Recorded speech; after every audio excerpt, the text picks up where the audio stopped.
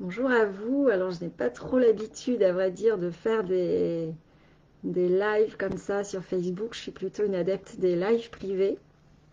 Mais donc, du coup, voilà, je teste aujourd'hui une nouvelle formule. Donc, je me présente. Pour ceux qui ne me connaissent pas, je suis Nolwenn. Je suis thérapeute et géobiologue. J'interviens à la fois pour les personnes et pour les lieux. Voilà. Et aujourd'hui, je souhaite vous parler de deux sujets, en fait. Des énergies du moment, déjà, dans un premier temps, parce qu'elles bousculent un petit peu, n'est-ce pas? Donc, ça peut être bien de faire le point, finalement, sur ces énergies. Et puis, un deuxième sujet qui est comment se connecter à la nature. Et je vous expliquerai le lien entre les deux sujets par la suite.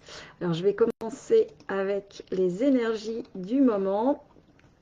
Vous le savez, nous sommes en septembre, nous sommes en, en automne depuis quelques jours.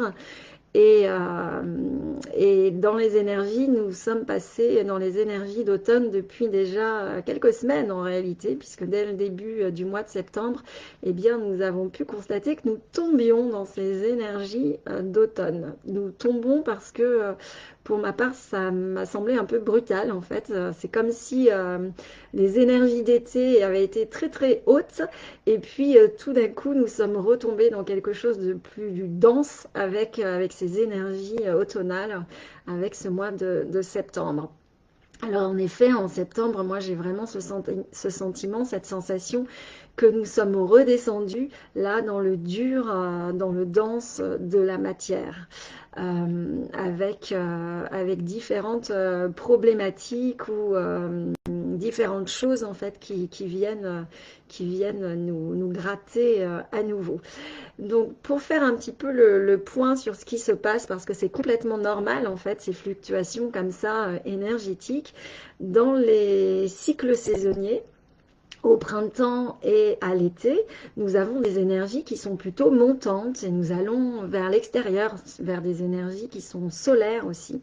Et donc cet été, nous avions un niveau d'énergie particulièrement haut, des énergies très hautes qui ont pu nous porter avec beaucoup de joie, beaucoup de confiance, de foi, peut-être, et puis même peut-être de l'euphorie d'ailleurs pour certains. Et puis du coup, en automne et en hiver, eh bien, ces énergies redescendent. Et donc, la redescente s'est amorcée là, fin août, début septembre, de manière peut-être un peu brutale. C'était presque sans transition tout cela. Et donc c'est pour ça qu'on a eu l'impression d'être bon, d'être un peu plombé et de revenir à des choses un peu plus lourdes avec peut-être nos corps déjà qui donnent ou qui donnaient des signes de fatigue, de faiblesse peut-être. Et puis également au niveau émotionnel, des émotions souvent un peu plus basses, c'est-à-dire que on peut voir des peurs qui réémergent notamment, et souvent des peurs qui sont liées à notre situation matérielle et peut-être même liée à des problématiques financières hein, pour beaucoup d'entre nous. C'est vraiment des choses très concrètes, très denses, très matérielles qui sont en train là, de se montrer à nous là, depuis quelques semaines finalement déjà. Et c'est un peu comme si finalement on pouvait se poser la question, là où on y mettait de la confiance et de la foi parce qu'on ressentait quelque chose de beaucoup plus léger et du coup beaucoup plus porteur pour des projets qui venaient, on avait plein d'idées avec des choses qui étaient en train d'émerger, qui étaient vraiment sympas. Et c'est comme si on devait se reposer la question, bon alors j'en suis où de ma foi finalement et de ma confiance quand les énergies sont en train de redescendre? Avons-nous toujours finalement la foi et la confiance que la vie nous amène toujours ce qui est juste et ce dont nous avons besoin? Ou alors retombons-nous dans cette tendance à vouloir tout contrôler finalement en lien avec nos peurs hein, et notamment la peur du manque? Entre autres. Du coup, c'est le moment. pendant que les énergies là redescendent, c'est un moment de retour à soi, hein. Comme je vous le disais, le printemps et l'été, c'est vraiment un moment où on va vers l'extérieur, et puis l'automne et l'hiver, c'est un moment où nous allons nous replier, où nous allons faire le mouvement inverse vers l'intérieur. Donc un moment de retour à soi. Et c'est peut-être du coup le bon moment pour se poser la question, par exemple, de quoi mon corps a-t-il besoin? Est-ce que je n'aurais pas besoin de repos, de rééquilibrer mon alimentation, de faire éventuellement du sport, de prendre des compléments alimentaires comme des vitamines ou des minéraux pour recharger les batteries par exemple, et puis revenir à soi, mais c'est aussi revenir à soi au niveau émotionnel, dans quelque chose de plus immatériel, j'ai envie de dire. Et pour certains, la pleine lune là, de la semaine dernière a pu être particulièrement bousculante, n'est-ce pas? Et nous sommes, pour beaucoup, redescendus vraiment loin, hein, dans nos profondeurs, dans des blessures parfois assez profondes, sans doute pour de profondes guérisons également, mais ça vient forcément nous bousculer. Ça vient forcément nous bousculer, alors qu'on avait peut-être été dans des énergies effectivement beaucoup plus hautes, beaucoup plus légères pendant un certain temps. Et bien là, on redescend dans quelque chose de plus dense, de plus lourd, de plus inconfortable, dans des peurs, dans de la tristesse, voire de la colère éventuellement, et dans nos anciennes blessures, dans nos anciens schémas qui sont peut-être un peu douloureux finalement. Et là, j'ai envie de vous dire, eh bien, c'est tout à fait normal d'avoir des phases up avec plutôt des énergies élevées, et puis des phases down avec des énergies plutôt basses. C'est notamment ce que dit d'ailleurs Charlotte Hoffman dans sa dernière vidéo, que c'est complètement normal de fluctuer entre ces différentes énergies. Pour autant, il est nécessaire évidemment d'aller traverser nos émotions, d'accompagner ces phases d'armes, et d'y aller, hein, sans résistance, parce que c'est encore plus douloureux lorsqu'on résiste, n'est-ce pas? Mais il est important aussi de traverser nos émotions sans s'identifier à nos émotions. Nous ne sommes pas nos émotions, et nous ne sommes pas non plus les situations que nous traversons et que nous vivons. C'est important de garder ça en tête, et de rester finalement, d'avoir une part de nous qui reste centrée finalement.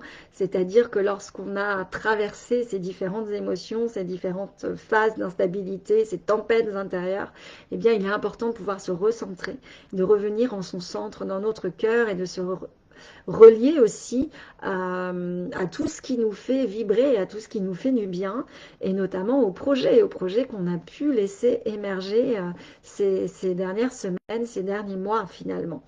Et ce qui est intéressant aussi avec le mois de septembre, c'est que, notamment facilité par le portail là, du 999, c'était vraiment une période propice aussi pour aller à l'intérieur, à cet endroit d'où émergent nos différents projets de cœur, les laisser émerger de ce silence intérieur, pour qu'ils puissent prendre forme en fait, au moins dans notre tête, déjà dans un premier temps, puis ensuite probablement dans la matière. Et donc c'est une période, là encore, en ce moment, depuis déjà pas mal de temps, où nous sommes amenés à lâcher l'ancien, à tout ce qui ne vibre plus finalement avec nous, que ce soit dans nos relations, dans les situations, dans notre travail, sur notre lieu de vie, etc. Tout ce qui ne vibre plus avec nous, eh bien nous sommes invités à lâcher tout ça. Tout ça pour faire de l'espace aussi, et pour pouvoir laisser de l'espace à de nouveaux projets, à de nouvelles relations, à de nouvelles habitudes, à de nouvelles manières de faire, de penser, etc. Donc c'est important effectivement d'accepter aussi de lâcher l'ancien pour pouvoir faire de la place, et qu'il y ait autre chose qui puisse venir dans cet espace qui se libère en fait.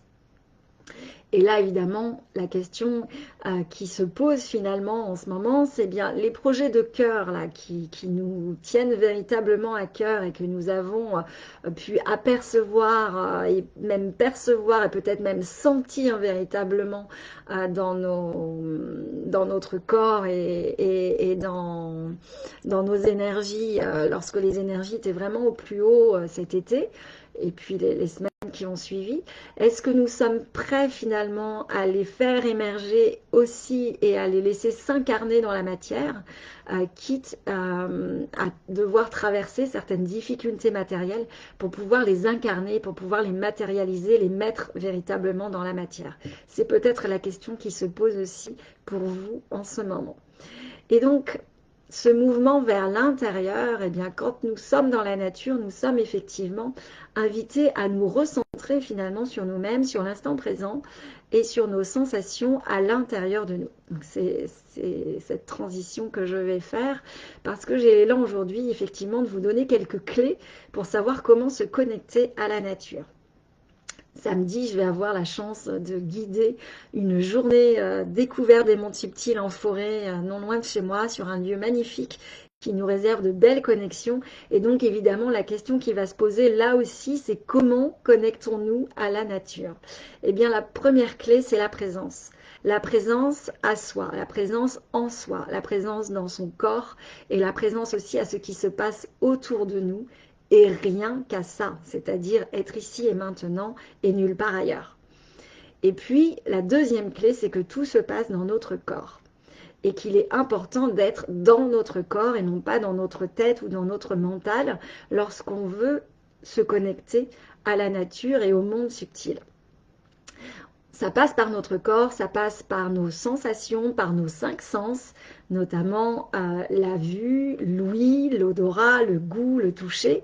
Mais ça passe aussi par bien d'autres sens, tous ceux que nous n'avons peut-être pas l'habitude de mobiliser, qui relèvent de notre intuition, de la clairvoyance, du clair ressenti, de la clairaudience, etc., etc., etc., parce que nos sens sont en réalité très nombreux et beaucoup plus vastes que ce qu'on a l'habitude de penser habituellement. Et donc, ça nous demande évidemment d'écouter ce qui se passe, mais non pas à l'extérieur de nous, mais à l'intérieur de nous. Et ça, c'est la troisième clé, j'ai envie de dire. Et c'est vraiment une clé très importante parce que moi, je vous parlais de mon exemple. Pendant très longtemps, j'ai cru que tout se passait à l'extérieur, qu'il fallait se projeter vers l'extérieur pour pouvoir recevoir des informations des différents êtres, mondes subtils que je percevais ou avec lesquels j'avais envie de me connecter. Et puis, un jour, j'ai eu une prise de conscience finalement. J'étais avec une pierre dans ma main, en train de me connecter à elle, en train de me connecter aussi à mes propres ressentis à l'intérieur, dans cet espace-là de mon cœur, c'est-à-dire qu'est-ce que je ressentais à l'intérieur de moi au contact de cette pierre, peu importe laquelle. Et donc j'avais un certain nombre de ressentis qui me venaient, ok.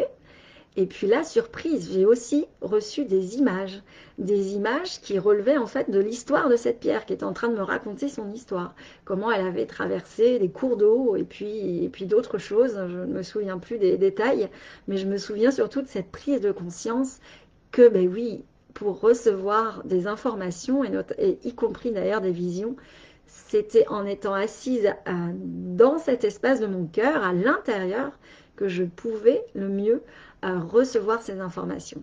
Et donc voilà, c'est ça que je souhaite aussi partager avec vous. Et évidemment, il est aussi nécessaire, et là c'est une autre des clés pour se connecter à la nature, eh bien c'est de lâcher prise et de faire confiance. Lâcher prise, la confiance et surtout se faire confiance. Parce que bien souvent j'entends oui, alors j'ai cru voir ça, je crois que j'ai entendu ce mot-là, mais je sais pas, puis ça doit être mon mental hein, de toute façon. Ouais. Oui, alors, des fois le mental nous joue des tours, d'accord. Mais souvent, quand il s'agit comme ça d'une première perception, c'est souvent juste, c'est souvent des informations qui sont justes, qui sont bonnes en réalité.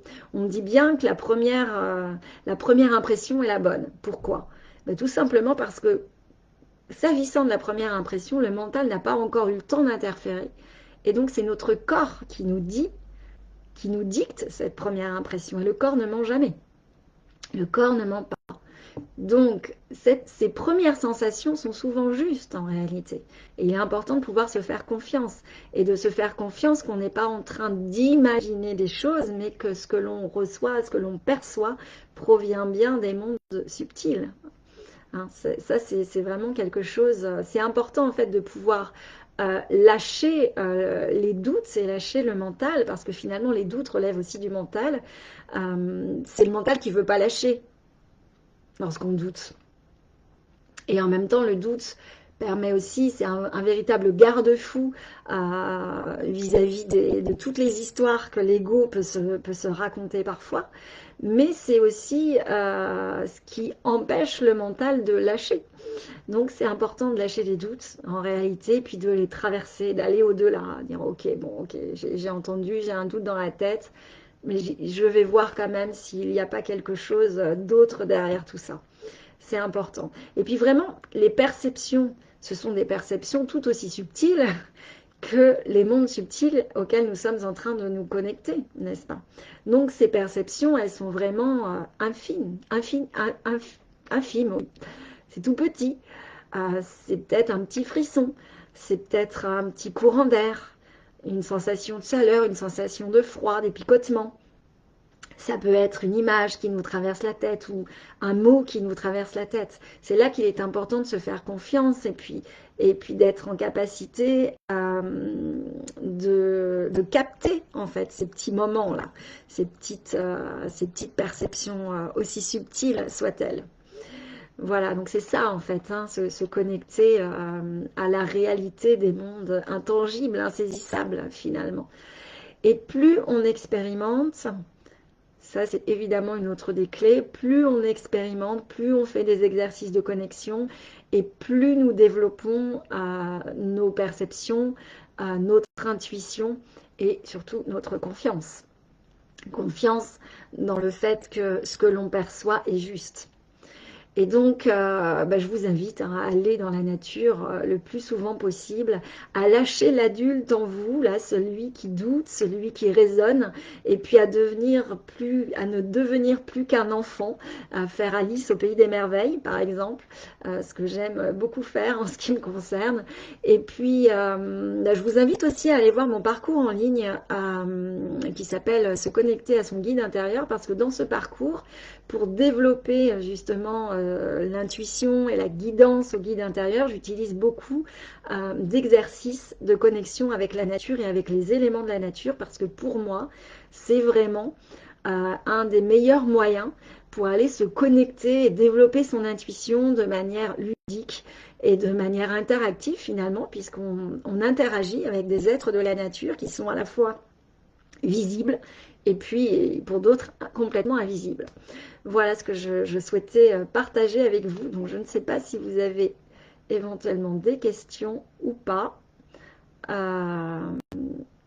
Voilà, je vais mettre cette vidéo en replay et puis je serai ravie de pouvoir partager vos avis, vos commentaires hein, sur ce que suscite en vous cette vidéo. Voilà, je vous souhaite une